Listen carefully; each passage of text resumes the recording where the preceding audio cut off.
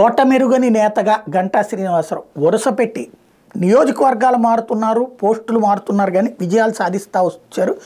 1999లో Anakapalli MP, 2004లో Chodavaram MLA, 2009లో Anakapalli MLA, 2014 Bheemili MLA, 2019లో విశాఖపట్నం ఉత్తరం ఎమ్మెల్యే. ఇప్పుడు అక్కడే సీటు కావాలని ఆశిస్తున్నారు. అది కాస్త జనసేనకు ఖరారు చేసింది తెలుగుదేశం పార్టీ.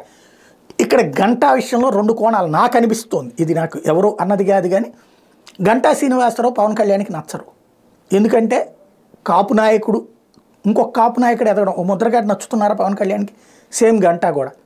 నెంబర్ 2, వాళ్ళ అన్నని మోసం చేశాడన్నటువంటి కోపం ఉంది.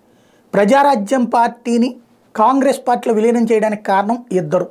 ఆ ఇద్దరికి మంత్రి పదవులు వచ్చినాయి. ఒకళ్ళు గంటా శ్రీనివాసరావు, ఇంకోళ్ళు ఏదైతే మన ఇప్పుడు తెలుగుదేశంలో చేరినటువంటి రామచంద్రయ్య.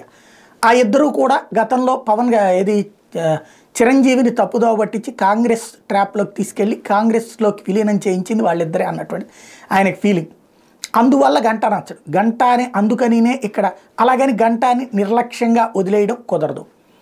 ఇప్పుడు గంటాని చీపురుపల్లి వెళ్ళమని చెప్పి రాబిన్ శర్మతో చెప్పిస్తున్నారు.